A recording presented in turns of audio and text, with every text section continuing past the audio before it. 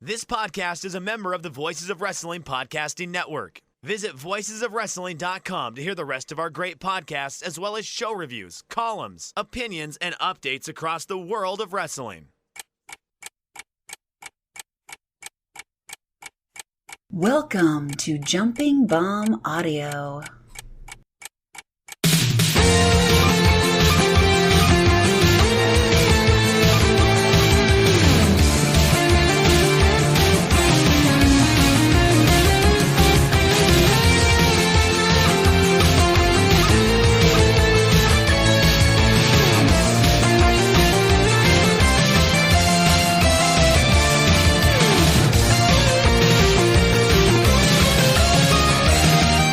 Hello, everyone, and welcome back to Jumping Bomb Audio, the world's #1 Joshi podcast. I am Taylor, and I am joined, as always, by my wonderful co-host, Kelly. Kelly, welcome back for another great show. We got a lot to talk about this week. Oh, thank you. You ever think you're going to record a podcast, and then you think you're not going to record a podcast, and then you think you are going to record a podcast, and here you are recording a podcast?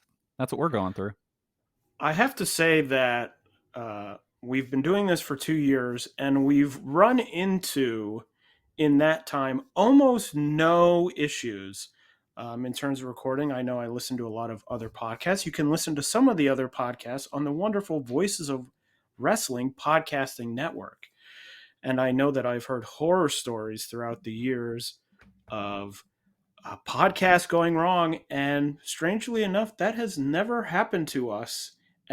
But you know, you might think, oh, that's a good thing. That's good news. In my mind, I continually am thinking one of these weeks, it's going to happen, and it's going to be really, really terrible because we've had no issues. So when we have an issue, it has to make up for 2 years of no issues. Yeah, no, it's got to be an entire show gets dumped, and then we re-record the show, and that one gets dumped too. Yeah, I have fully expected almost every week as we've recorded that one of these weeks we're going to hit finish, and it's going to be like, nothing was recorded. Nothing happened. And frankly, if that happens, I really enjoy doing this podcast, but we're not going back and re-recording.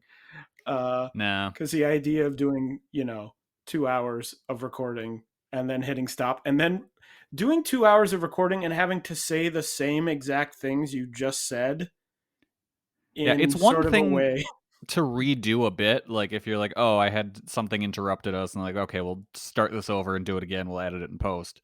But like to redo an entire show just sounds like a nightmare. Yes. Well, hopefully that will never come to pass. Let's everyone keep our fingers crossed. And here we are. We are recording the podcast now. So hopefully you are hearing this. And we'll jump right in because, as I said, we've got a lot to cover. So as always, please follow us on Twitter at JBombAudio. We did some tweeting this week. I randomly, while I was at work, received a notification we had gotten a like and realized that Kelly had congratulated Tsukasa Fujimoto on her wedding. That's right. I did do that. Yes, which got a like. And I was like, we tweeted? And then I realized that you had tweeted that. And I made a very limited amount of tweets about the big Tokyo Joshi Sumo Hall show, which we'll talk about in a second. So follow us there. The more people we have following us, the more likely we are. We'll put it on the listeners. Follow us, you so guys. It's more likely we tweet. It's your fault we're not tweeting so much. In my defense, I'm just playing video games all the time now. I'm barely watching wrestling. I didn't even watch any of the shows we're going to talk about. I'm just making it up on the fly. Oh, wow. Getting behind the curtain. Someone's going to think this is real, and they're going to get so mad at me. We have one scare that we might not record, and Kelly is pulling the entire curtain down on the podcast. I've never watched wrestling in my life. Kelly doesn't even know. I send Kelly a bunch of notes at the beginning of the show, and I say, Kelly, you should say this. It's why Kelly often agrees with me, because he's just agreeing with my own opinion. I'm just a puppet. It's great. It's really great for me to really double up on my own opinions. Yeah, I mean, really, I kind of like.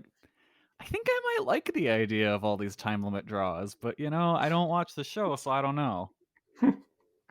You know, people say you can't do a solo podcast. Well, I'm showing you can by hiring someone else to give your opinion for you. But if you want to see more of my thoughts, you can go to Kelly's Twitter at Comic Geek Kelly, or you can just follow me, get it direct from the source at Tamainbo. Please subscribe to the show on your podcast app of choice. And if that podcast app of choice happens to be Apple Podcasts, please give us a 5-star rating and review. We'd really appreciate it. And if you're feeling extra generous, you can donate to the show at redcircle.com/shows/jumping-bomb-audio. So lots to talk about this week. We are going to review the probably the biggest Tokyo Joshi show from Sumo Hall, Grand Princess Tutu. We are going to talk a little bit about some Stardom news, the New Blood show, the Cinderella tournament announced. We also have the big Stardom previews for their 2 big Sumo Hall shows coming up, as well as some other things, and everything in between. So we will kick it off first with Tokyo Joshi's Grand Princess Tutu from Ryogoku Sumo Hall on March 19th, 2022, in front of 1,714 fans. Not a great number in my mind. But before we dive into the individual matches, Kelly, what did you think of the show overall? I loved it. I thought it was great. I really enjoyed just how DDT and Tokyo Joshi puts together big shows. Like they feel big and they're long, but it never feels like a slog to me. Like I love them. And this was fit right in with one of these. Like it's neck and neck because as we record this, I haven't finished DDT Judgment yet, but it's like just it has the same feeling where it's like these are 2 big back-to-back shows and I love it. Like I was really, really happy with this show. What about you?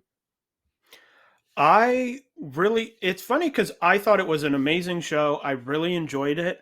But I also thought it really wasn't all that much in terms of in-ring wise, as we'll talk about when we dive into the matches. But I still thought it was an amazing match. It has that feeling that, especially in the last 2 years of COVID things, that so few shows really have. You know, we've had these sort of big Stardom shows, but the Stardom shows at this point, sort of their quote unquote big shows that they run every month, you know, sort of excluding the Budokan show from last year, but sort of the monthly, 1,000 people big shows, to me, often don't feel like big shows.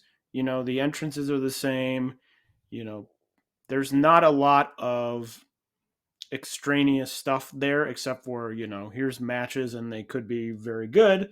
Here, it really felt like a celebration. It felt like a big deal show for everyone. You could tell that everyone was really excited.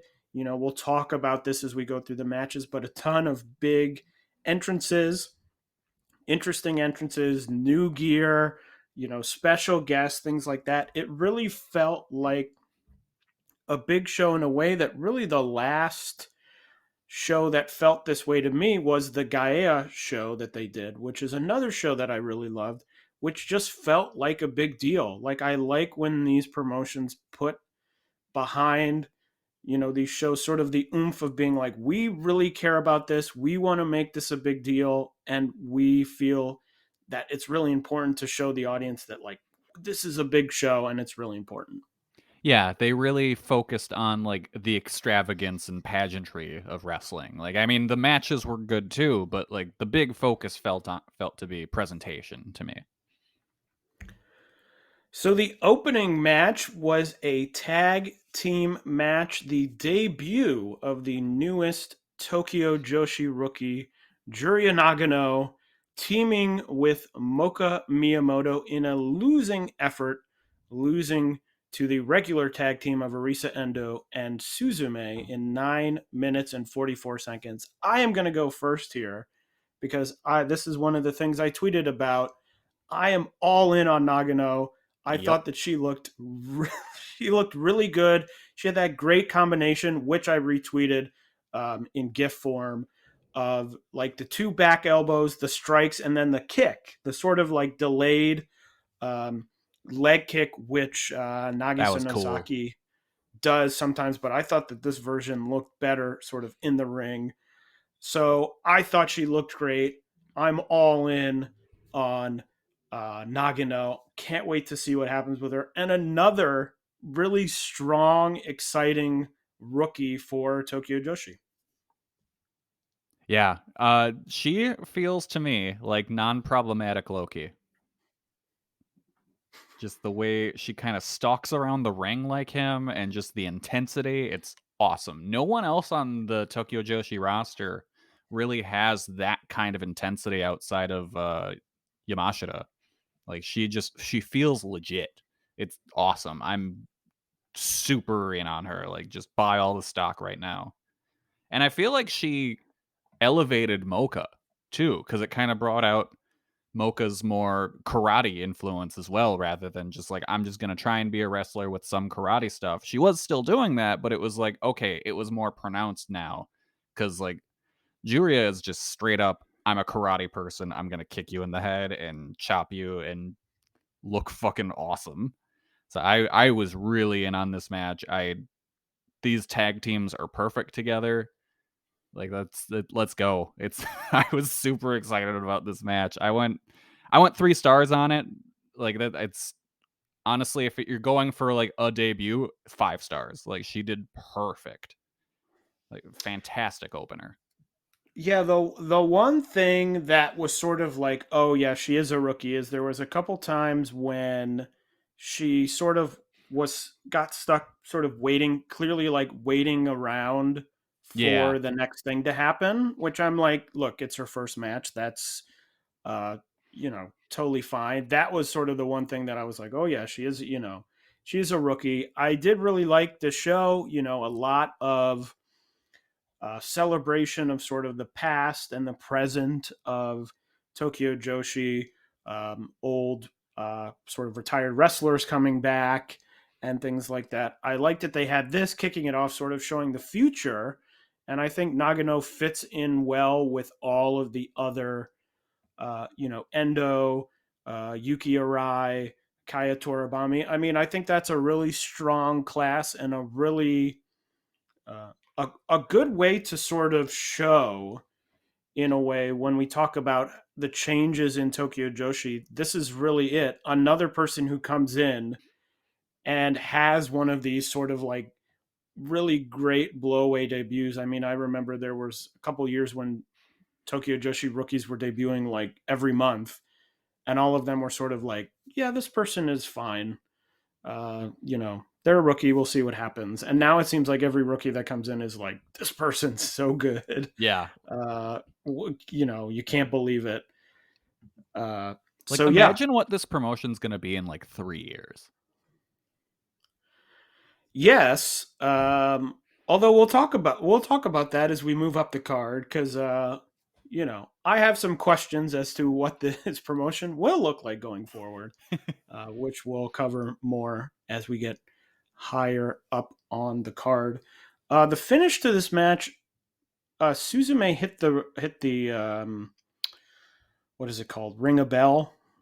Is that what the move is called? Ring the bell. So. That which looked right. sort of strange. It looked like they had a miscommunication right at the end. But overall, a strong match, certainly a strong opening match for this big show. So the next match was an 8-person tag team match. It was Tokyo Joshi versus Gambare Pro, where the Gambare Pro team coming out victorious, Harukaze, Moeka Haruhi, Yuna Manase dressed up in her Onita tribute outfit, and Yuri defeating Haruna Neko, Kaya Toribami, Mahiro Kiryu, and now Kakuta in 12 minutes and 20 seconds. Kelly, what did you think of this match? I liked it a lot. I thought everyone worked really hard. I came away most impressed by Kiryu, because we've talked in the past how she has like good nights and bad nights, and she looked really good. And I like the new gear, and like even in Lost, she came out of this looking really good, I thought. The Ganbare team was cool. I honestly haven't, outside of Yuna Manase, I really haven't seen most of them because I always mean to watch Ganbare, but then like 5 months go by and I just go, I can clear this show out of my backlog. I'm not gonna get to it. But like I enjoyed this match. I went 3.25 stars. I thought it was really good, and the Onita costume was rad. I was happy with that. That was fun. I have seen bits and pieces, not a ton of all of the Gambare Pro team. I thought it was a good team, and I thought that they were good here. Surprisingly, Kiryu debuting new gear, and new hair, which I thought looked a lot better. I think it's overall stronger gear, but I sort of ended the match thinking, yeah, I think I'm officially out on the Kiryu Oh no. train. So here's a disagreement that we have. I don't, there's just something about her where I'm like, yeah, this is not putting it together, and I just feel like maybe that this is someone who's gonna end up sticking in that sort of low card spot. I'm sort of interested in Torabami, who came in with a lot of hype, took some time off, is now back, and I don't really get a read on, didn't take the pin fall in this match, which feels important. It was Kiryu taking the pinfall. But I just don't know. It feels like she's been passed by, Endo. Obviously, Arai is at or near the top. And now you got Nagano coming in with an impressive debut. And I'm just not really sure sort of where Torabami fits in here. Torabami kind of feels like to me like Sayaka in Gato Move / Choco Pro, where I don't think wrestling is her entire main focus. Like my guess is when she took the time off, it was probably something school related. So I wouldn't be surprised if she's like wrestling as kind of just a side thing while she's like a full-time student or whatever. And who knows, maybe like Sayaka will see her kind of just make wrestling the higher priority and then she'll really step up and become something. But for right now, that's my guess. I mean, obviously, I don't know for sure. I'm just guessing here, but that would make sense, especially with the needing time off thing that she did for, what was it, like a month or two, I think, something like that. Yeah, it was a little bit. Yeah, it just feels to me like sort of she debuted with that sort of like, ooh, wow, look, she does this sort of springboard move. That's cool. And it just sort of feels like, oh, she still just sort of does that springboard move still. Yeah, she started off good and hasn't progressed, really. Yeah, but still a rookie, so there is time. And, she is being compared to probably the most prolific Tokyo Joshi. I mean, definitely the most prolific Tokyo Joshi rookie class that they've really ever had. Yeah. So we'll see. The next match, the first, I would probably say the first of the big matches on this show. But before we get to the match, we got to talk about this nightmare ring announcer. Oh yes, the original ring announcer. It was funny because the ring announcer came out, and I think at that point live, because I didn't watch the whole show live, but I watched the first actually three matches plus of the show live. And the ring announcer came to the ring at the exact time when Excalibur from AEW on Twitter decided to plug the show. So anyone who randomly said, "Oh, Excalibur's plugging this," would have logged in to this ring announcer. This awful nightmare. Speaking in the ring. See, I didn't think it was so bad. I think that that's sort of fine. It's like, oh, that's cute. Much better than the Momo masks, I'll say, which are my nightmare. That's fair. But yeah, like I wasn't prepared for this because apparently, like, I didn't watch early Tokyo Joshi, so I've never seen this ring announcer before, but oof, it was real upsetting. I don't like the live action anime faces. They look wrong. I don't want to see that face in a physical form. Keep it 2D. Don't put that in my wrestling anymore. It's upsetting. Yes, I also didn't or haven't seen sort of original Tokyo Joshi. There was a time back about 2 years ago when Aaron and I were doing, when there were really no shows happening because of COVID, and we started doing the Stardom retro reviews where we did debate for a time covering some of those original uh, Tokyo Joshi shows, which we didn't end up doing, but those are on, or they were on the last version of Wrestle Universe. Those sort of very small shows on mats, very sort of Choco Pro, Gato Move style shows. So yeah, some of the people coming out, I was unfamiliar with. Um, but that's okay. It was all, fun. I was not as affected by the ring announcer as Kelly was. Yeah, the other people I didn't recognize didn't frighten me, so I was all right with them. My notes say in all caps, "Yo, what the fuck is this nightmare ring announcer?" Question mark, question mark, question mark. Well, speaking of sights to behold, in the Falls Count Anywhere match, Hyper Masao defeated Sanshiro Takagi dressed as Hyper Masao That was incredible seeing him come in out. 12 minutes and 1 second. Yeah, when Takagi came out dressed as Masao, that was I could not believe it. Like, I hadn't even considered that as a possibility. No, not a chance. And not even dressed as Misao, painted like Misao. Yes, and the mask, not wearing a mask, but instead painting a mask on, Not painting for the nothing, gear the on. wig was good. The wig was good, and I did note, watching it live, that the minute he took the wig off, he lost the match. Yeah. So maybe the wig had powers. I mean, the highlights of this match, Brooks and Aki were stressing on commentary that Takagi had already stated that he was willing to pay fines in order to break the rules of Sumo Hall, which I wasn't exactly clear on which rules he was breaking.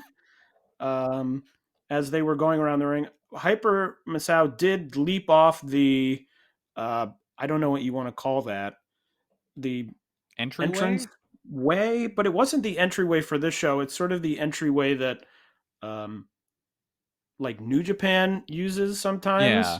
Those sort of side, um, whatever entrances, doors. I don't know what you call them. That was a highlight. Obviously, the tower of chairs, maybe the biggest tower of chairs that's ever been assembled in a wrestling ring, which was then crashed into by Hyper Masao on the Hero. What's the name of her bike? The Hero bike. I know Takagi's Yeah. is the Dramatic Dream Cycle. Yeah, it's is the hero bike or hero cycle, something like that. They had the bike versus bike showdown on the ramp Yes. at one point, which was very brief when they just drove the bikes into each other and then fell over. Right before that, I noticed there was a bit where Suzume was at ringside and saw that Misao left her helmet at ringside, and she grabbed the helmet and like sprinted backstage with it. Apparently, she didn't get it to her soon enough though, because she went out helmetless. Then also Takagi using the fire extinguisher while he yelled "Hero Beam" over and over again, which I really loved. But really, to me, this was a classic, big sort of DDT, Cyber Agent, whatever you want to call it, sort of big show, quote unquote, hardcore, anything goes match. I Yeah, mean, big to me, they nonsense had, fight. yeah, a lot of nonsense, a lot of big spots, things like that. Had sort of an abrupt ending for me, although, as I said, Takagi took the wig off and almost immediately lost. So maybe the power was in the wig. And the abrupt ending is going to become a running theme for me. But a great match, one of my favorites of the night. Yeah, no, I really enjoyed it. I went 3.5. It's not a match for everyone, but if you like this style of DDT nonsense, you're gonna have a good time with it. It's really exactly when you sort of hear, oh, it's a DDT big show nonsense match. It's exactly what you think it's going to be. So if Yep. that sounds exciting to you, I would say watch it. And if it sounds terrible to you, I would say don't watch it. Yeah, if you think it sounds terrible, you're gonna think it's terrible. It's not going to change your mind. Yeah. The next match, another singles match. This one, Friends explode as Asuka defeated Yuki Kamifuku in 9 minutes and 38 seconds. Asuka came out with a dance, but we have to talk about Yuki's entrance. What a bizarre entrance. Came into, I believe, the parking lot of Sumo Hall on a motorcycle, sort of unzipped her pants, then took out a cigarette and was going to smoke it, and then saw a sign on the wall that said no smoking. Put the cigarette away. Another person drove up and gave her a bottle of alcohol, which she drank and then went to the ring. It wasn't like she drank a ton of it. She just took a tiny sip and then went to the ring. Oh, and also all of this was in the corner. There was a big red indicator that said live. Yeah. Which made me think, okay, this is definitely not live. Yeah, I was wondering if she was going to get the full Goldberg entrance where they follow her through the whole place. But two great entrances. This, I thought, was a fun match. Lots of kicks. But another match, I thought, just had an abrupt ending. It was pretty short, only 9.5 minutes. I thought that they were maybe going to go a little bit longer. Mm-hmm. I will say, in general, this was, it was, I believe, 5 hours or, give or take, because there's some intro stuff, some outro stuff. Intermission. I thought it was a pretty fast show. Oh, definitely. Yeah, it didn't feel like 5 hours at all to me. In some of these matches in the middle, I'm like, these probably could have gotten a few more minutes, and would have probably moved up, in terms of my rating. Yeah. I thought it was a solid match. It just sort of ended, and I was like, oh, okay. Mm-hmm. All right. Yeah, no, I thought it had a pretty abrupt ending, too. This was really, the ultimate Mean Girl match. Just here, the two at the lunch table, they're finally going at it. Some of Asuka's offense looked really brutal here. So that was cool. I like this match a lot. I went 3.25 on it. Asuka's new gear is really cool. I like that a lot. Yeah, and the match started with them complimenting or yeah, that touching was fun. each other's hair, and then all of a sudden they started slapping each other. I was like, oh, here we go. Yeah, it felt like someone said the wrong thing at the lunch table. Well, the next match was another singles match. This more than friends explode. This is sisters explode, as the two members of the Bakuretsu sisters, Yuki Aino and Nodoka Tenma, battled with Aino, coming out on top in 9 minutes and 24 seconds. I believe that this is the first instance that I can remember of two competitors in a singles match coming out at the same time. Yeah, I've never seen that before either. They were played out by the band Angela, featuring a guitar player that I believe looked sort of like the long-lost brother of Taichi. Yeah, I could see that. A little bit. But a great entrance. I mean, the lead singer sounded great. I thought it was a cool entrance. It was sort of interesting to see both of them come out at the same time. As for the match, it was interesting. I talked about, Juri Nagano sort of representing the future of Tokyo Joshi. And it felt in a way in this match, as I was watching the match, sort of like Tenma, retiring next week. I believe is her retirement show. She feels sort of in a way like the past, but not sort of in the way that's like, oh, here's old wrestlers that we really love. Sort of in the way that she never really, to me, grew all that much in ring. I think I would say that Aino is the far superior sort of in-ring worker, and she feels sort of from that time of Tokyo Joshi where it was very character based, very heavily over the in-ring style. And that sort of feeling seems to be disappearing. I mean, even sort of the lowest, I would say the people sort of on the lowest rung booking wise, Palm Harajuku, someone like Raku, I think are much more solid in ring than, someone like Tenma. So it felt sort of like here's the past and Tenma is leaving. And this is sort of a farewell as the roster continues to sort of shift and change. And I'm interested to see once we sort of get past this retirement, the Marika Kobashi retirement, which have seemed to taken up for me a lot of the airspace between this show and the two retirements, taken up a lot of airspace. I'm interested to see what these cards look like once all of this has sort of cleared out. Yeah, no, and this I felt this match had an even more abrupt finish. Like it kind of just ended.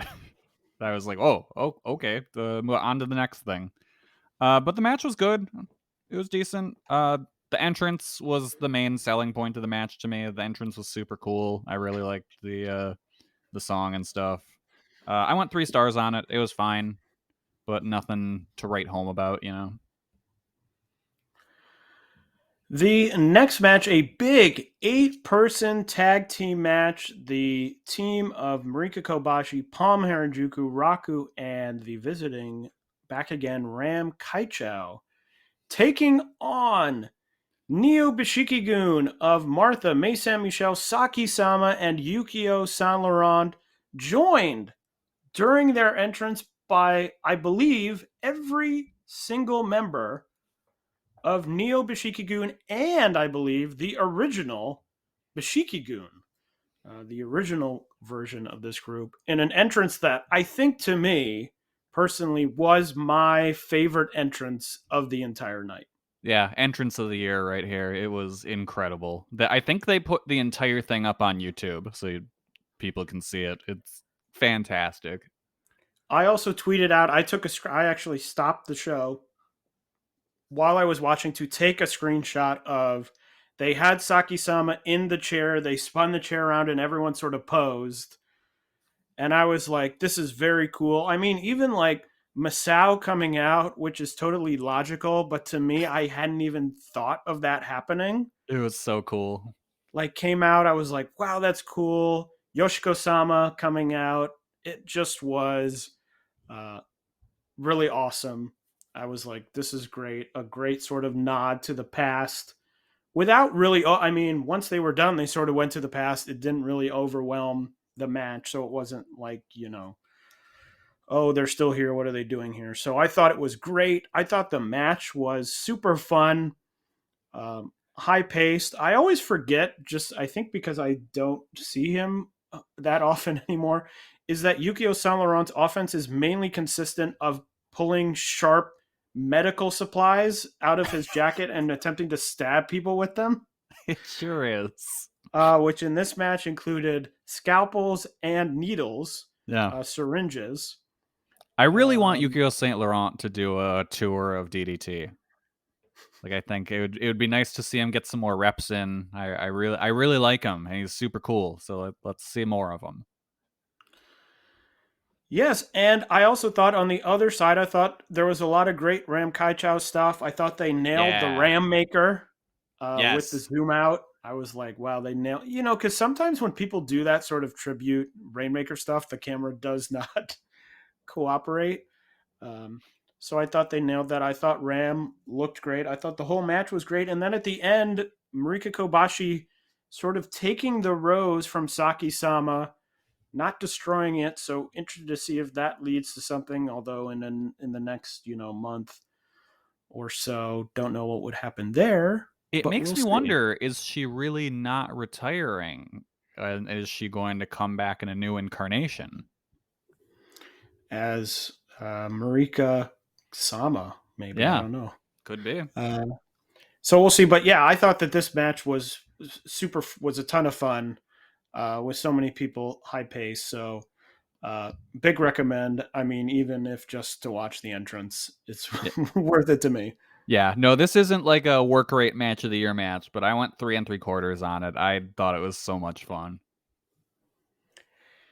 The next match, a big singles match, Hikaru Shida returning to in-ring action in Japan for the first time in, I believe they said 2 years, defeating Hikari Noa in 8 minutes and 33 seconds. Another match that I thought had a very abrupt ending with Yeah. Hikaru Shida winning with the Falcon Arrow, something that to almost comical effect she never wins with Yeah, well, nobody in kicks out of the AEW. Falcon Arrow. I mean, we know this.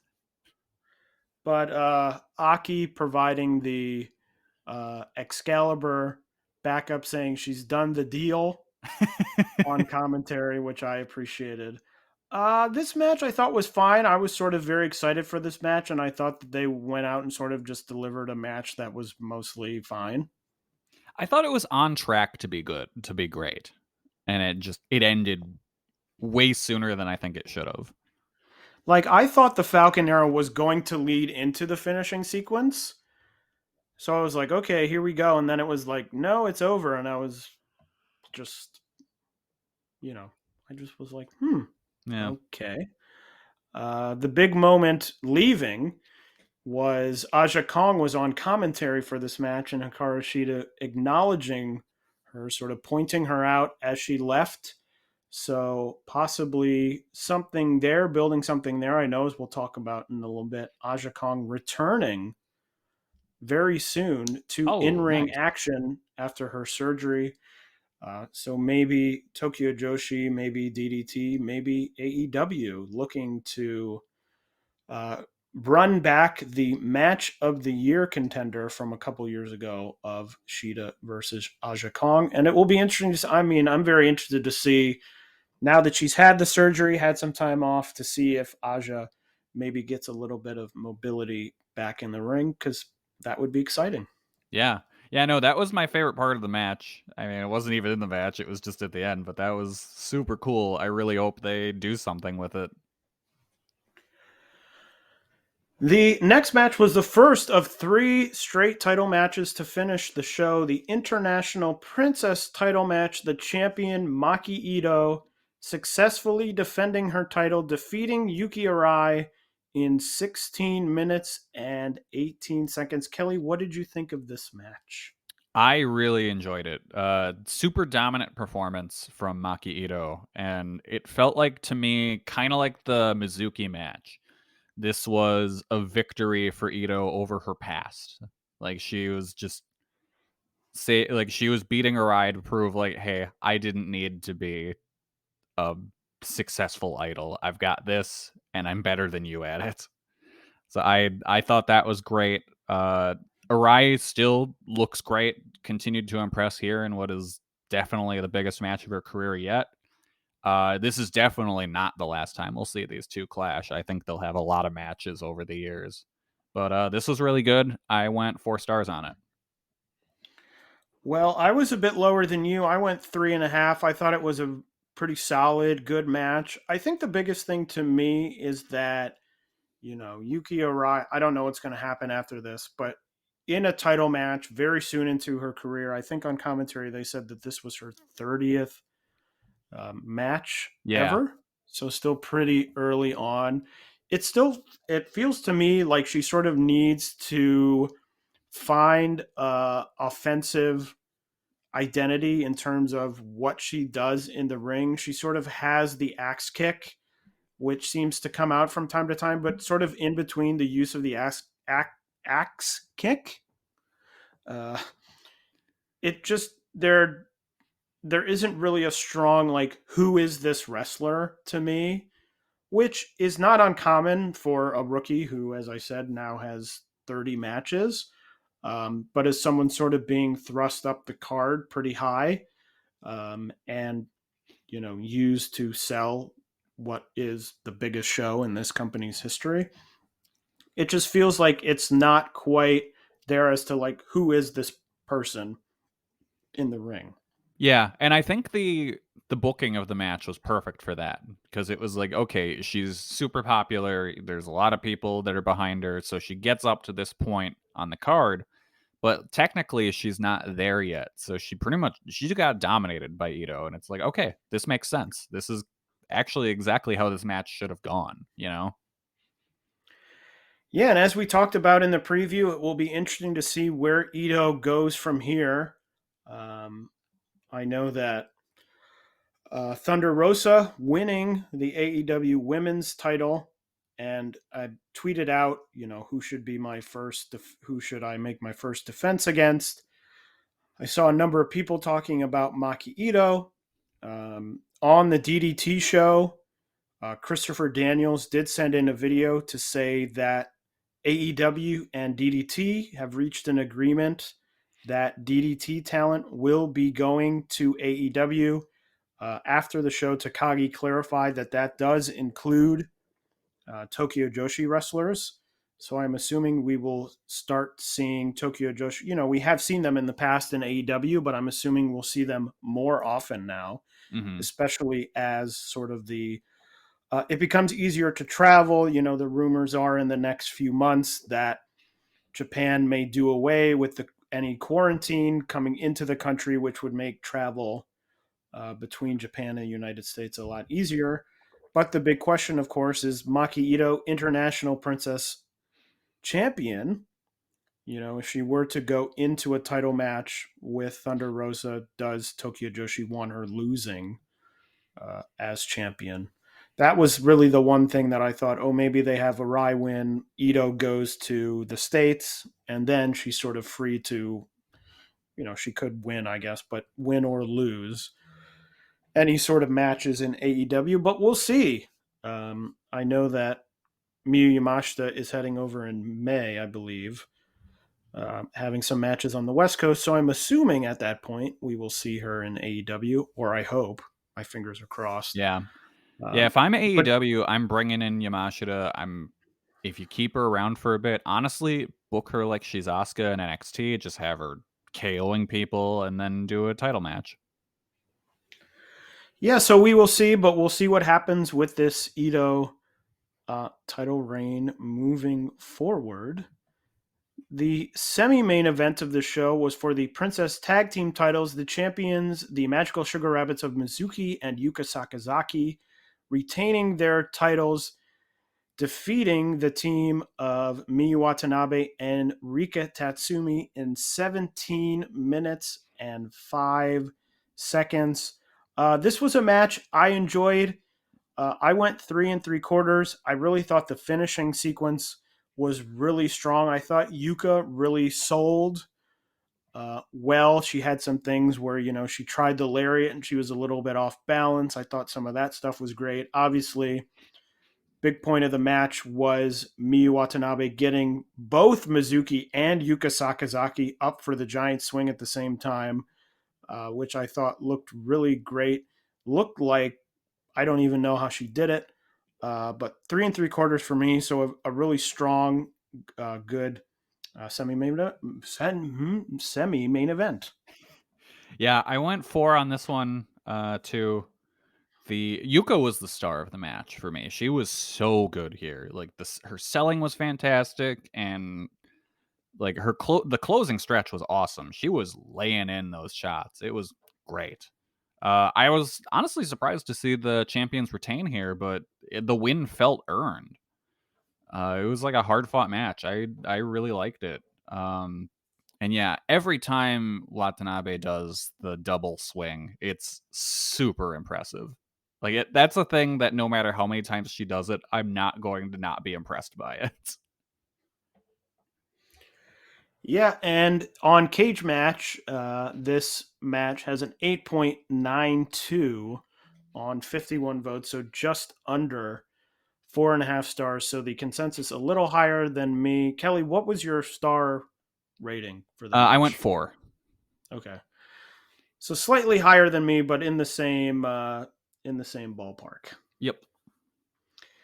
And then the main event for the Princess of Princess title, Shoko Nakajima defeating the champion Miyu Yamashita in 19 minutes and 6 seconds to become the newest Princess of Princess champion. Lots to talk about here. I thought the match was fairly strong. I went 4 stars.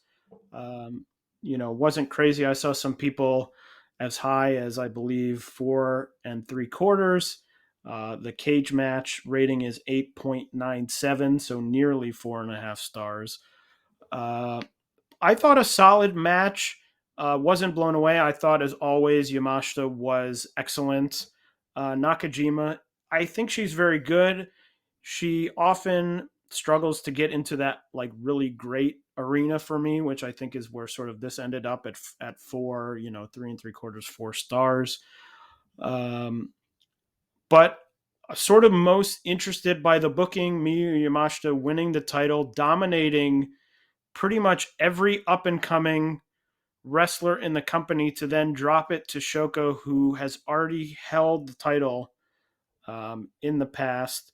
Obviously makes sense if Miyu's going to go to the United States and do an extended stay in the States. It makes sense to take the title off of her. So that part I sort of understand, but I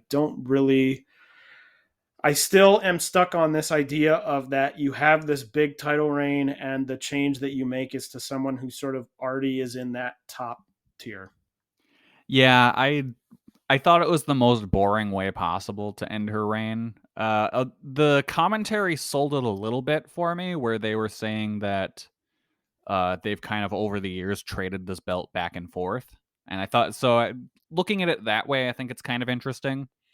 So that saved it a tiny bit for me. I thought the match itself was great.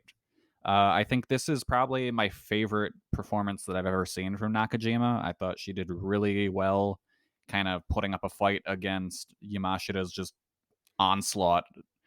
And I think I went 4.5 on the match. I really, really enjoyed it.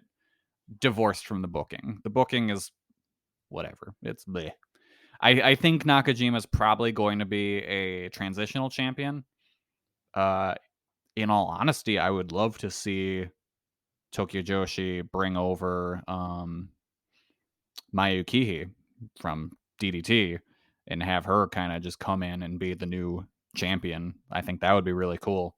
But for the match itself, it was good. It was definitely a good cap to this show. I thought it was interesting that neither one of them really had an extravagant entrance. It was kind of just, here we are, we're here to wrestle, and I thought that was interesting. It kind of showed just how serious they were about the match.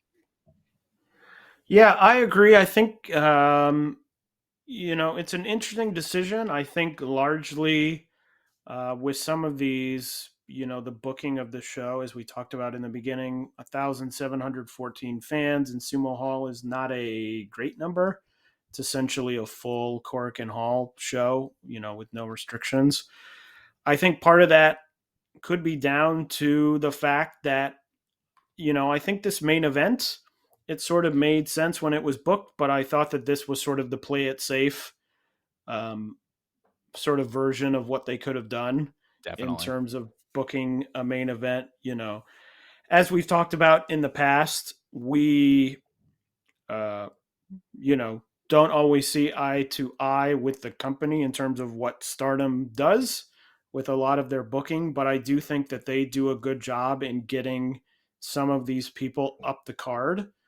And I think that you've now got a big generation of, sort of deserving wrestlers in this upper mid card who have not gotten that shot to sort of be at the top. Mizuki, Miyu Watanabe, Maki Ito, although she has the International Princess title, that it just sort of feels like at this point, it's like a shrug of the shoulders where you're like, is this ever gonna happen? It just feels like they're not interested.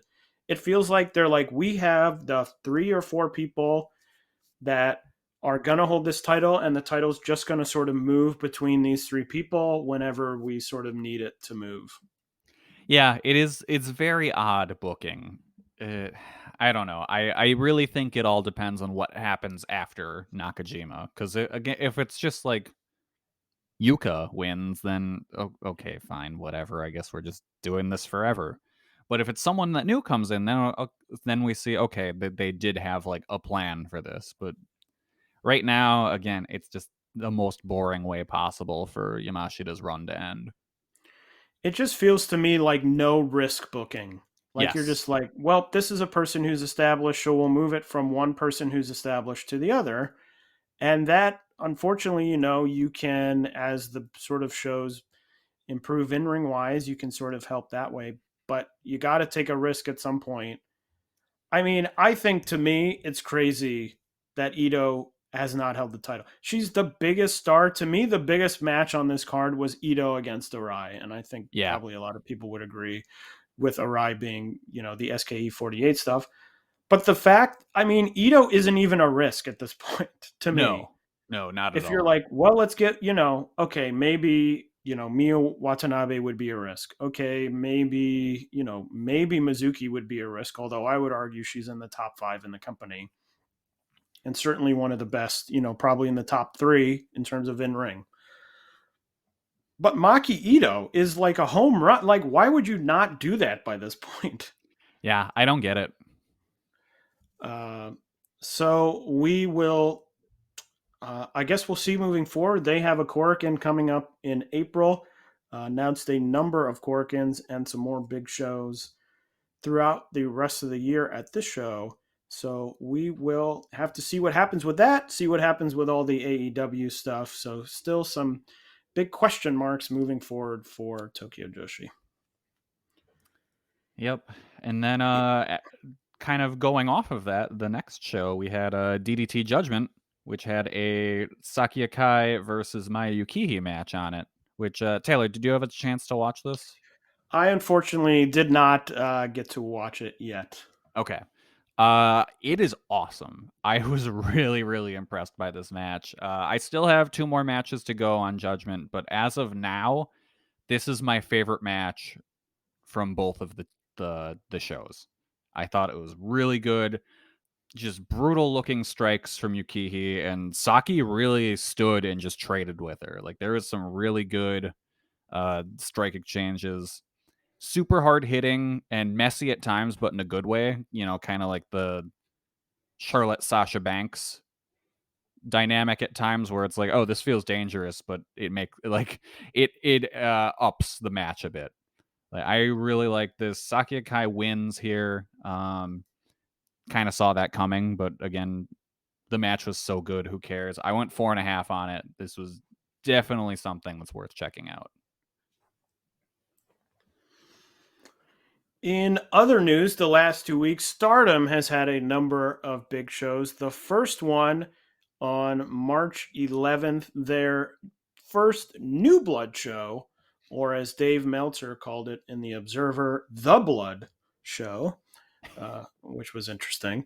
The results, Momokogo defeating Sayaka, Ai-Hosan and Maria defeating the Cosmic Angels team of Unagi Sayaka and Waka Tsukiyama.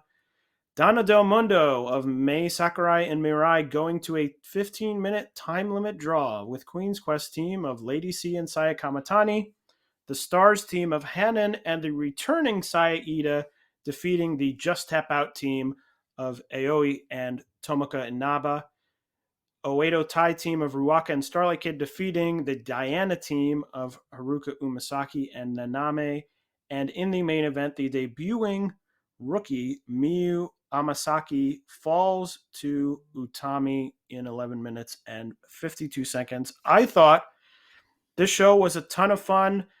This is the sort of thing that I always really enjoy, sort of a change of pace show that Stardom seems to do, sort of these types of shows less and less. They got rid of, the costume battle royal, things like that I always thought were really fun.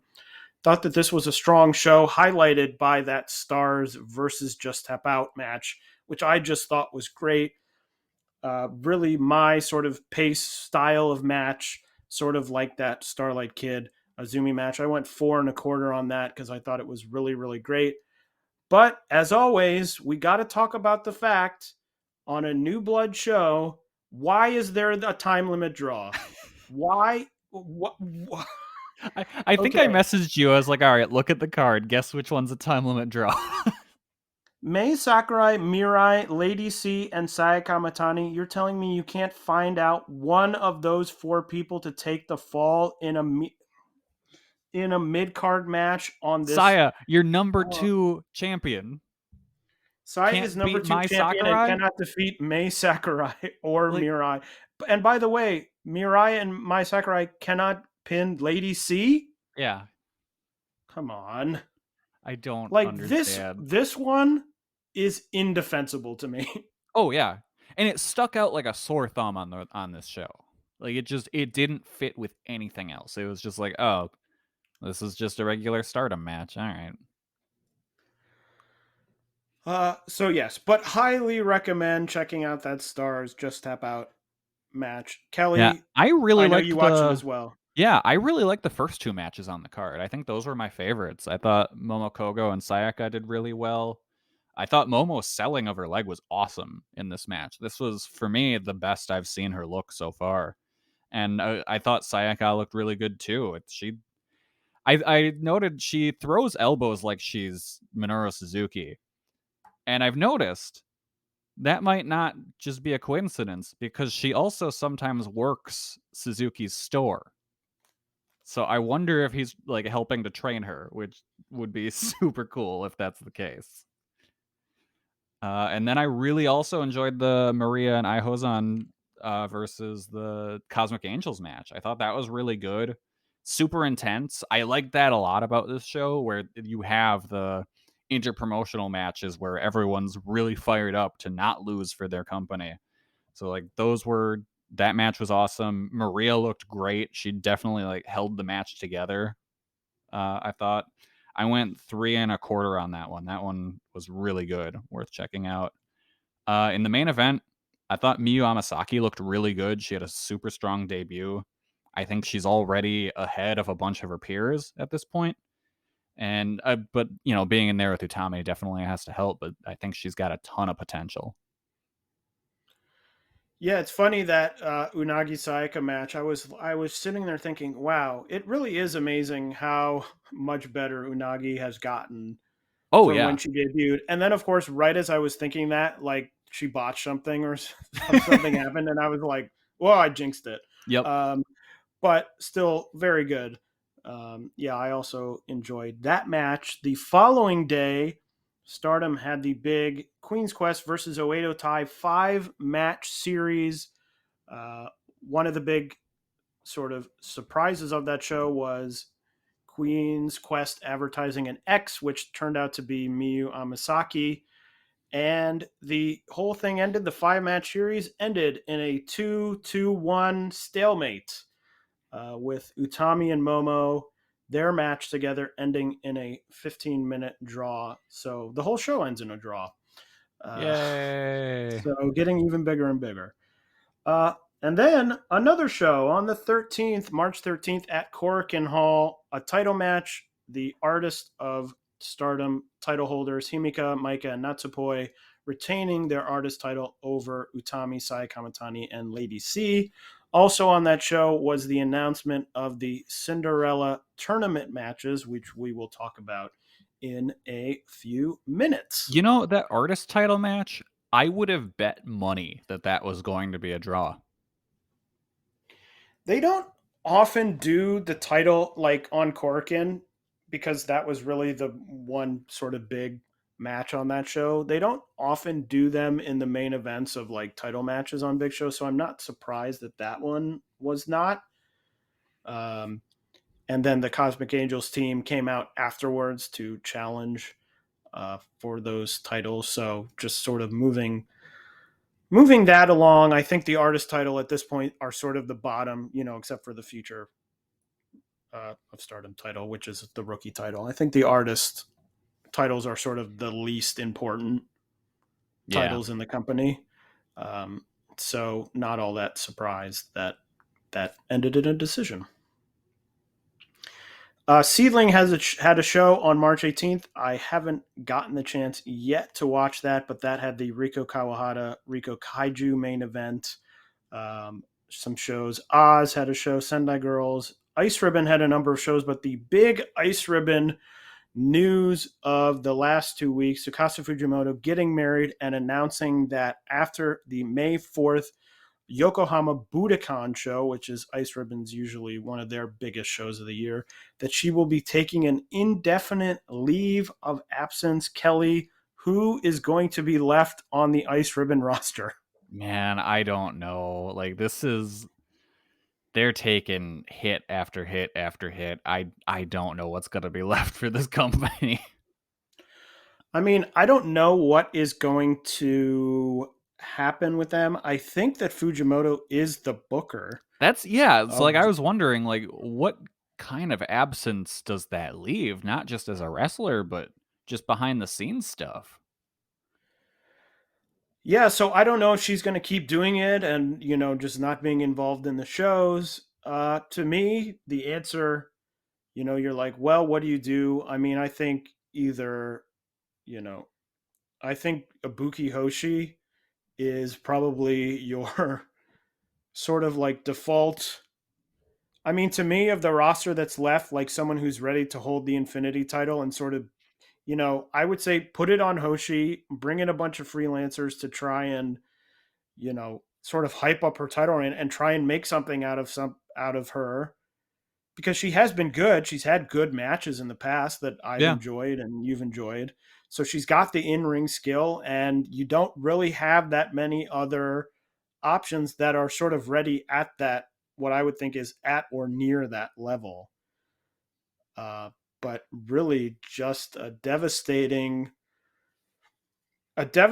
blow to Ice Ribbon, who felt, a year ago, a year and a half ago, they were really sort of building momentum.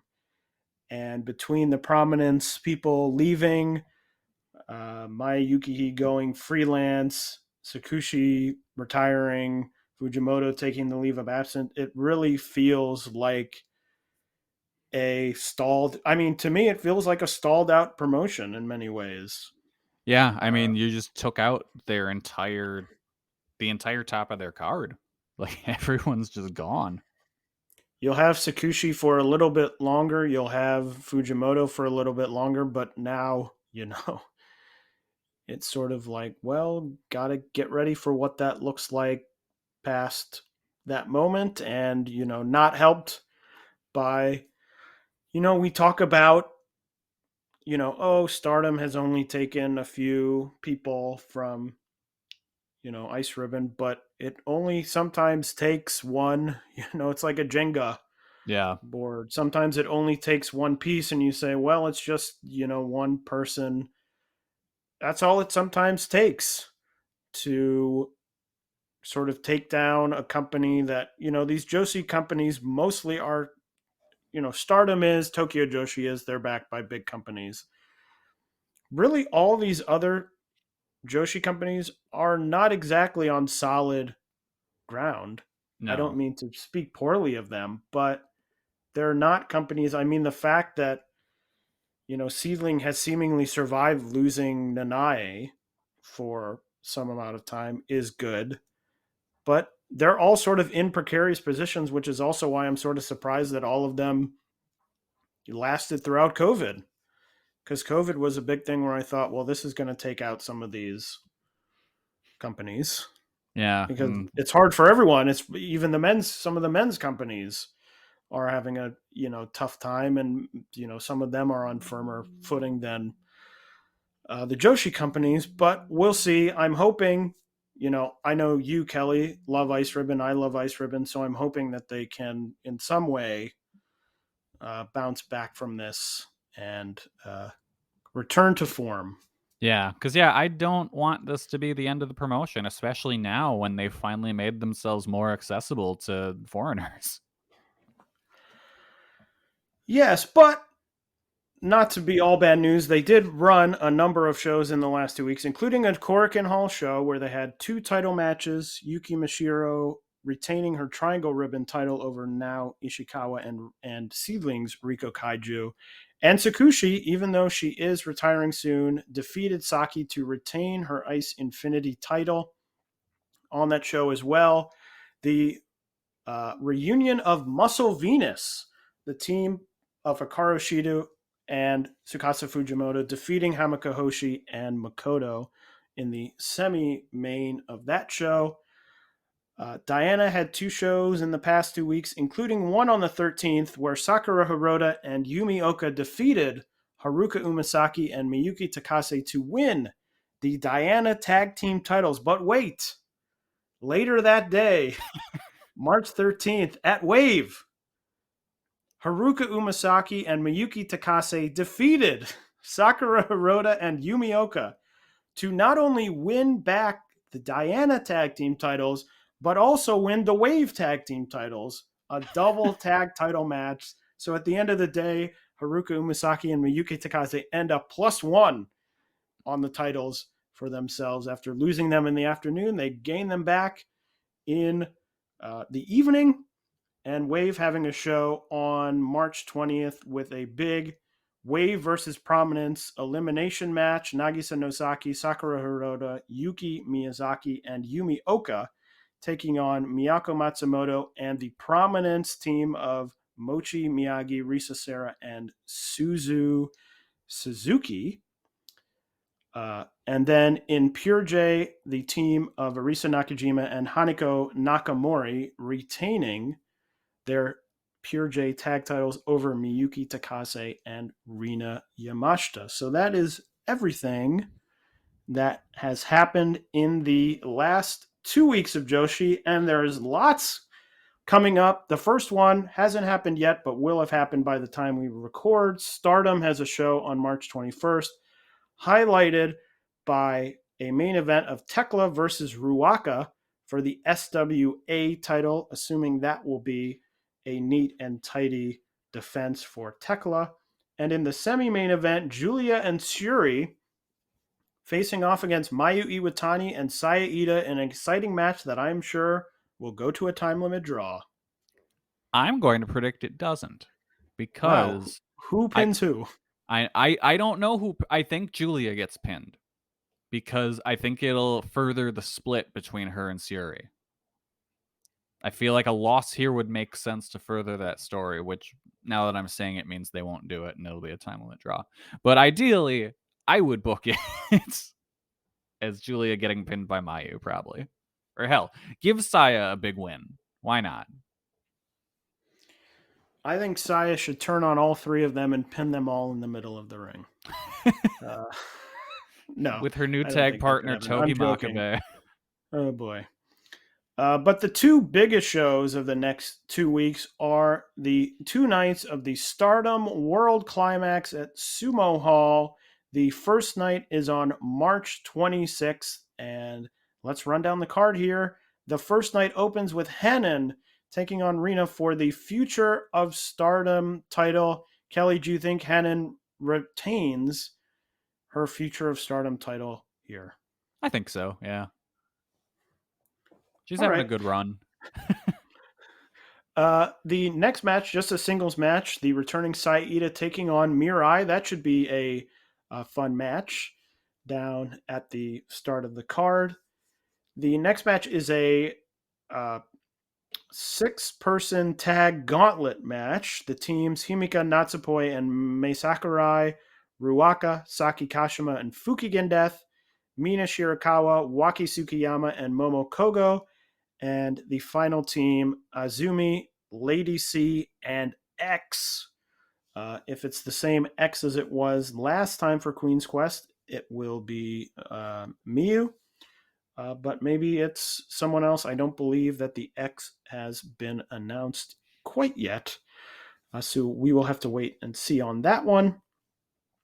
Then a big Donna Del Mundo Prominence tag team match. Maika and Tekla taking on the Prominence team of Risa Sera and Suzu Suzuki. That should be a good match I'm excited for. I think that could be the sleeper match of the evening. Definitely. I'm really looking forward to that one. And then we move to the, I guess, the business end of the card. The Goddess titles are on the line as the champions Koguma and Hazuki take on the Oedo Tai super duo of Momo Watanabe and Starlight Kid. This one, I think, could be a victory for Oedo Tai. Kelly, what do you think? Yeah, I think we've got new champs here. Momo and Starlight Kid are too powerful of a team. At this point, I would say they've got a lot of momentum behind them. I mean, Starlight Kid just lost the high speed title, so you can belt her up again. So I would say they probably win. And then maybe the biggest match on the card, 2/3 of Freedom, Mayu Iwatani and the returning Kairi. Not Kairi Hojo, not Kairi Sane, just Kairi, taking on the Cosmic Angels team of Tom Nakino and Unagi Sayaka. Kelly, I know you're excited. I'm excited Hell for yeah. the return of Kairi. This a big match, a big sort of stage for Unagi, considering it's not a title match, but sort of a big spotlight match for her. Another big spotlight match for her. Yeah, no, this should be awesome. It'll be so good to see Kairi back. The semi-main for the Wonder of Stardom title will see the champion Saya Kamatani defending against former World of Stardom title holder Utami.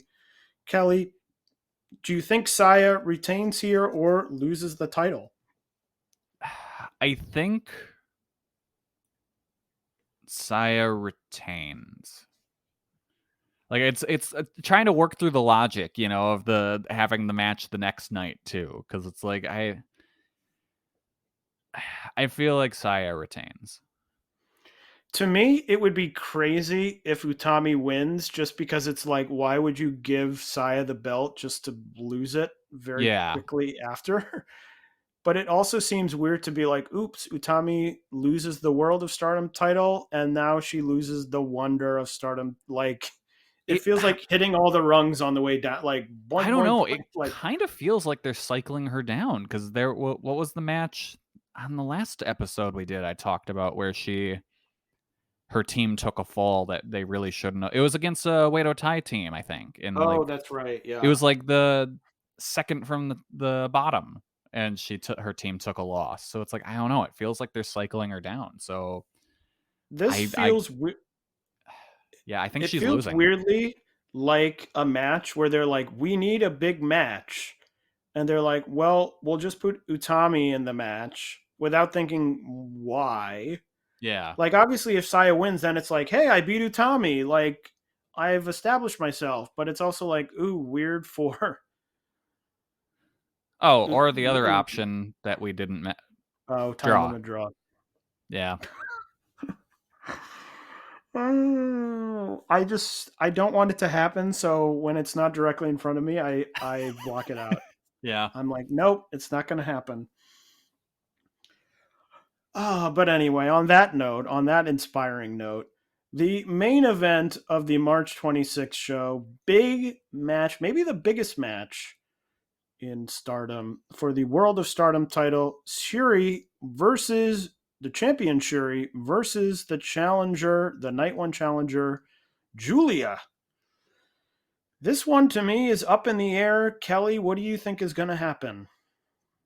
Yeah, this one's a toss-up. I want to say Julia wins. And possibly through not honorable means.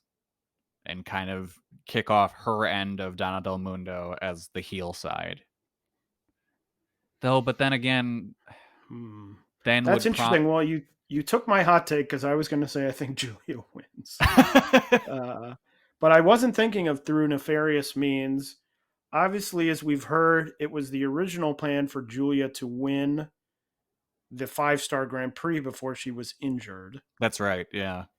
I wonder if they're like, great, we've given Shuri the title. She's established as this sort of title holder. Now we can sort of move her off of this and move her into a, Donna Del Mundo versus Donna Del Mundo feud, which will sort of keep her in the spotlight.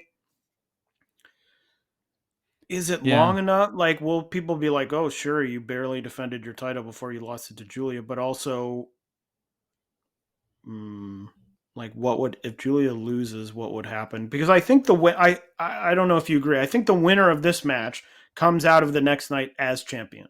Yes, absolutely. I think either of these people are beating or doing a time limit draw with Mayu. Yeah, no, I think for sure. I think you could see Julia turn here, because especially just with the tension that's been building, and I feel like then Suri doesn't look bad losing. She just got cheated, and it kind of builds their feud more. The only thing about that is if that were what would happen, I feel like if it were me, and I'm not the person booking Stardom, um, like I would have then I would have had Mayu say, "Well, I'm going to go first because Yeah, I'm the that's baby face," true. and have Shuri beat her, and then if you're going to do this thing where it's like she's turned, and I imagine like her team Tekla comes out, whoever else is sort of on that side comes out, and you end night 2 of these two big shows of like Julia has turned in the ring, like standing on top of Shuri, being like, "This is my company and I'm the champion," and like that feels like a night 2 event. Yeah. And also, like, heel Julia, then what happens with the Prominence feud? Are the Prominence the faces at that point? Oh, that is true. Yeah, that's another Uh, part of it. Yeah, and that's another part that goes with just if there's a Don Del Mundo split, what happens with the Prominence feud at that point? Like, they're running two stories at the same time, which makes me think that the Prominence split isn't going to happen as soon as we think it might. and I'm trying to look at the next night because, well, let's talk about the next night, and then maybe that will inform our ideas. Yeah. So the very next night, March 27th, Stardom World Climax Day 2 at Sumo Hall. The first match will be another Future of Stardom title match. It will be the winner of Hanan versus Rena versus Mei Sakurai. I think whoever wins on night 1 comes out of night 2 as champion. Yeah, probably. Unless Mai Sakurai, let's say you do the split and Mai Sakurai is on the evil side and you want to kind of help belt up that side. I guess if it was a Hanan win, then you could have her lose the title on day 2. I guess that's possible. I just don't really understand Mei Sakurai at this point. No, I don't either. Um, like what is she? She doesn't feel a part of Donna Del Mundo to me. Like she feels like No. a person who's like latched on Yeah. to something else entirely She happening. is there entirely because they need more bodies for the eventual split. Because like I said, her joining is what tipped it off for sure because they didn't change her name. Like we know that's why it's happening. Well, that's not why, but it's a part of it where that's coming. The next match is the return of the Cinderella Rumble, announced so far: Unagi Saika, Mina Shirakawa, Lady C, Miyu Amasaki, Saki Kashima, Ruaka, Saida, Momokogo, Waka, Tsukiyama, Tomoko Inabe, Aoi, Haruka Umasaki, Naname, Maria, Aihosan, Mei Saruga, Yuna Mizumori, and several others, according to the Stardom website. That's the language they use. So not much to talk about there. A good mix of talent. A lot of people who were on the New Blood show, and should be fun. As Yeah. long as they don't have what's his face again. Who was on the? Why can't I think of his name now? Yeah, Everyone knows who I'm talking. Everyone knows Yeah. who I'm talking about. And we all know Mei Saruga should obviously win. Mei Saruga's first time in Sumo Hall. First time Yep. wrestling in Sumo Hall. Yeah. The next match, the loser of the Wonder of Stardom title match from night 1, so Saya or Utami, will take on Mirai. So 2 fun, good sort of low stakes matches for Mirai to show her skill here. So that should be a good match as well. Yeah. I feel like Utami is a better matchup for her. So that's my guess. Because I do think Saya wins for the first night now, even more so. And then Utami can kind of get some of her heat back with a victory here. See, the second night is helping us figure out the first night Yep. as we go through. It's like a The next- crossword puzzle. You can't get one part, Yeah. so you go do the can't get the across, so you do the up and down. The next match, Hazuki versus Momo Watanabe. Yeah, should be a good match. Yeah. I'm like, well, if Momo and Starlight Kid win the titles, do you think Hazuki wins the singles match? I don't know. Yeah, I don't know. Or like, do Hazuki and Koguma retain and then Momo can win a singles match the following night? Could be. Maybe. We'll see, but should be a good match either way. The next match, a high-speed title match, Azumi versus Koguma versus Natsupoi. Stardom emptying the ranks of everyone except for Starlight Kid that is in the high-speed division. And Fukigen Death. Oh, that's right. Not using Fukigen Death, of course. The most important member of the high-speed division. Yes. I'm assuming Azumi retains the title here. I don't see any reason for her to lose it this fast. Yeah. The next match, the returning Kairi in a singles match taking on Starlight Kid. This might be the match I am most excited for on either night. Yeah, if Kairi doesn't have ring rust, this has a real shot as a match of the year contender. This is one of those, as I talked about, that Stardom style that I love. This is the match I think could deliver it most. Kairi is amazing. Starlight Kid just showed against Azumi how good she is. So this could be very, very, very good. So yeah, really I'm looking forward to that. Super excited for that. The next match, the last non-title match on the show, it will be the loser of Julia and Shuri teaming with Maika, Himika, and Tekla to take on the Prominence team of Risa Sera, Suzu Suzuki, Akane Fujita, and Mochi Miyagi. Okay, so the split doesn't happen. Julia loses to be in this match.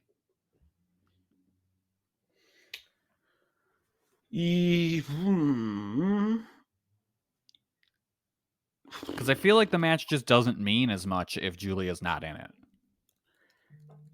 Yeah, it also is one of those things where I'm like, Maika, Himika, and Tekla seems like a Julia team up and not a Shuri team up.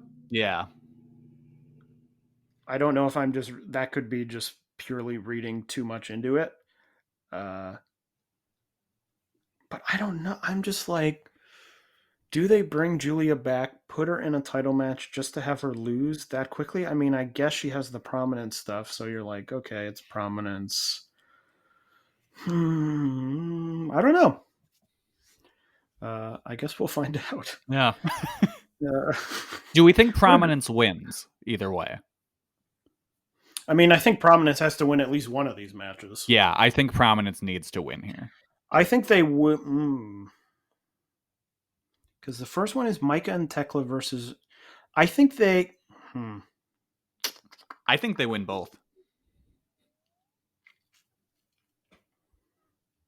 I think that they lose.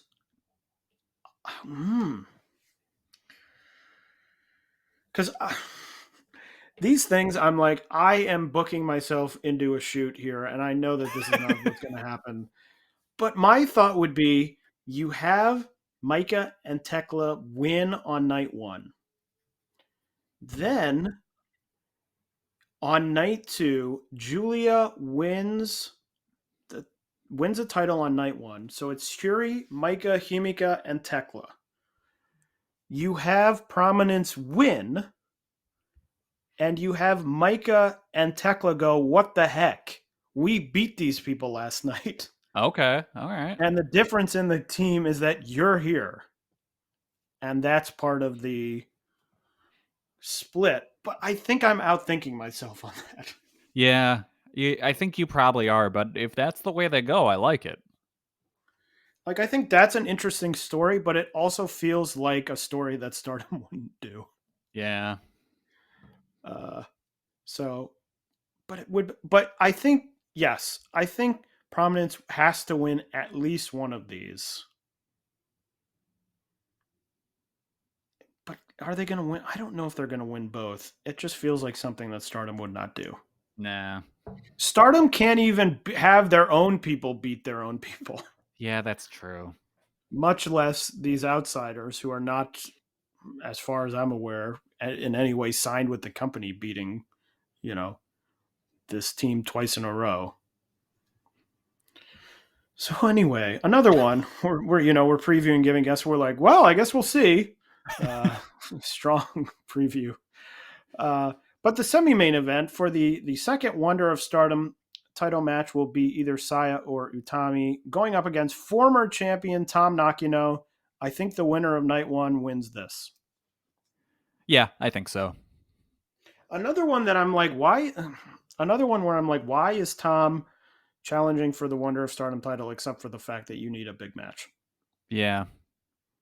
And I don't know, it just feels too soon. But Saya wanted the match for some reason, I guess. Yeah, I mean, I'm saying sort of out of store. I'm talking about like booking. No, I know. Booking wise, yeah. Like yeah, I don't know. I don't know who I would have, but anyway. And then the main event will be the winner of Julia and Shuri facing off against Mayu Iwatani. As I said, I think the winner of night one wins this as well.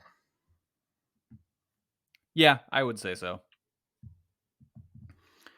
So that is the 2 nights of the Stardom World Climax, but it's not over for Stardom, as on April 3rd, they will be having round 1 of the Cinderella tournament.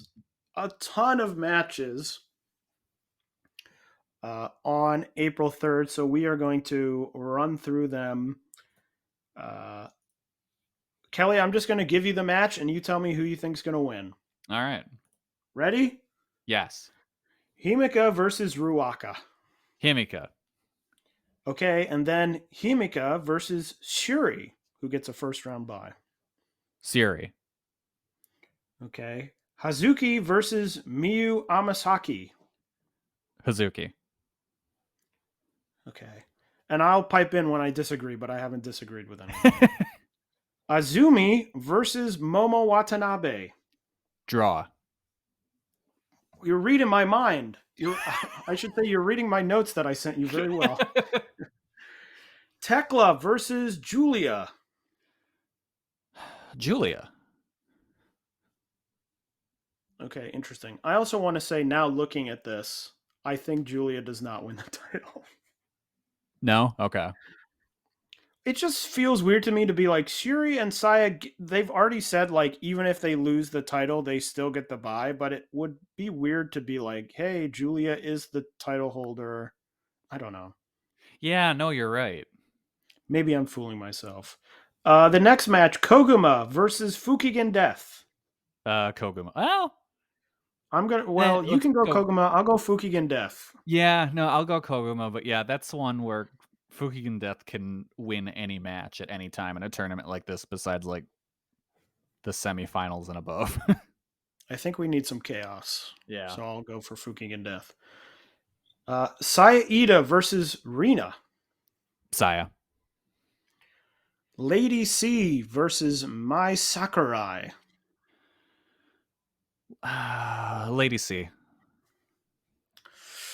Okay, I'm going to go Mei Sakurai. Yeah, that one's more me hoping than anything. Utami versus Tom Nakino. Ooh. I'm gonna... Tom. Okay, I'm going to do an interesting thing here because I'm looking at the bracket. Oh, draw. Well, no, I wasn't going to say draw. I'm helped a little bit by looking at the bracket. I'm going to say Utami is going to win because Utami is taking on the winner of Mina Shirakawa and Mirai. Okay. Which your prediction? Mina. I think Mirai loses to Utami on night 2 of Sumo Hall. I think Mirai beats Mina and then beats Utami. Okay. In some way, because they still have the over the top rope rule. Or on the other Okay. hand, Tom beats Utami, Mina beats Mirai, and then Mina gets a victory over Tom, kind of going back to their feud. Oh, interesting. That's a good point. Waka Tsukiyama taking on Saki Kashima. Saki. Yep. Mayu Iwatani and Momo Kogo. Mayu. Unagi Sayaka taking on Hina. Unagi. Natsupoi and Starlight Kid. Oh. Do they run it back and do a draw again? I think Natsupoi is going to win. The other thing to me is with the time limit draws is I can see where you're coming from, but they are doing like 55 matches on one show. Yeah. And so just time-wise, what's the I time think- limit for these matches? Is it 10 minutes? I think I don't even remember, but it is very short. But even if you're going to have 1, 2, 3, 4, 5, 6, 7, 8, 9, 10, 11, 12, 13, 14, 15. You're going to have 16 matches. Yeah. Even if every match goes 5 minutes, that is... It's a long night. 16 matches. I mean, that's not that long. That's 80 minutes. I think you're guaranteed a 3-hour show no matter what. I think it'll be longer than that, but I think you're guaranteed a 3-hour show. Because if every match went 10 minutes, and that's not considering entrances, intro, promos, blah, I feel blah, like blah. it's safe to say the average will be about, including intros and promos, will be about 10 minutes per match on average. Because that's almost 3 hours. Yeah. So I'm just saying, I think they stay away from time limit draws in this round because you just probably don't have the time. True. And you do have the over-the-top rope rule. Yes, that as well. So I think Natsupoi goes on. Okay, I'll go Starlight Kid. Micah and Hanan. Micah. And then finally, you're choosing Micah. Micah against Saya Kamatani. Micah. Set up a title match. Sure. I'll go with that. So predicting one round, we'll see how right we are or wrong we are. And then we will talk about the next round next time we join. So that is the Cinderella tournament, as I said, on April 3rd, 16 matches, so a long show. Other promotions have shows coming up as well. Seedling has a show on March 31st. They haven't announced anything. Oz has 2 shows coming up, including on April 3rd as well, a big Korakuen Hall show, Mai Yukihi versus Akino for the Oz title in the main event. Hiroya Matsumoto and Rena Yamashita taking on Mayumi Ozaki and Sayori Ono for the tag titles. They are debuting a brand new 3-way championship that I believe will be like the triangle ribbon. The first match, Kaori Yoneyama, Yumi Oka, and a wrestler I believe is called Mass Dolphin. If my translate is to be believed. The picture on the website is sort of a mysterious picture, so we will see what the heck that is. And as I mentioned earlier, Aja Kong returning in the opening match, her first match back after she took some time off and had surgery. So glad to see her back. Tokyo Joshi will be having some shows on March 26th, which I believe that March 26th show is the Nodoka Tenma retirement show. And on April 2nd, Ice Ribbon has a number of shows coming up.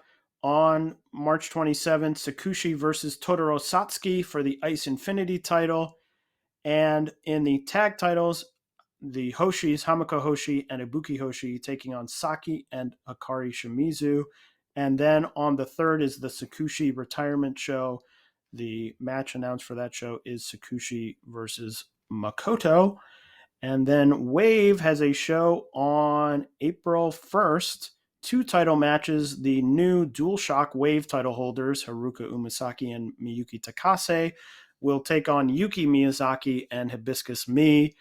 And in the main event, the Regina de Wave title will be on the line as Nagisa Nozaki takes on Saki. So that is everything coming up. Next time we come to you, we'll be talking all about those big Stardom Sumo Hall shows. So looking forward to that. But that is everything. Kelly, do you have anything to say before we go, or possibly a movie you want to tell us about? I do, but first I want to talk about Ice Ribbon for a sec. I wonder. I know Sakushi said she wants to retire as champion, and that's a cool thing.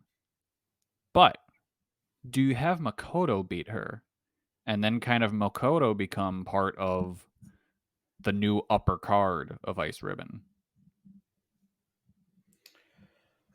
You could do that, although it may, they could also have her retire as champion, just vacate the title, and then have a tournament, and then you have a couple shows sort of pre-built where you can have this title tournament, to fill out some of your cards. That's true, but at the same time, I wonder if you run a tournament like that now, it kind of shows how dire the scene is in your company at the moment, Well, I think it's pretty obvious. Like, if people are watching the shows, I think they're realizing, oh, people are leaving. Yeah, that's true. Like, I think you could bring in a number of, you could bring in, seedling people. You could bring in, because they used Riko Kaiju. You could bring in Saki, could come in, the Colors Yeah. group. I don't know, maybe you do bring in some of the freelancers that, Maya, even if she doesn't win or something like that. So you have options, but it'll be interesting to see. Yeah. And let's see. I did see a movie yesterday. I went to the theater to see the Jujutsu Kaisen anime movie, and that was very good. Nice little prequel story to the series. Definitely worth checking out if you like that show. But by the time you hear this, I don't know if it's still in theaters because it was one of those limited engagement gimmicks. Wow. I don't know what that is, but if It's a you good do, show. check it out. And I got a cup with Jared Leto's face on it to promote Morbius, which is a movie that I still don't believe actually exists. Well, that is everything for us here at Jumping Bomb Audio. Thank you for listening, and we will see you in 2 weeks. So for Kelly, I'm Taylor. See you next time.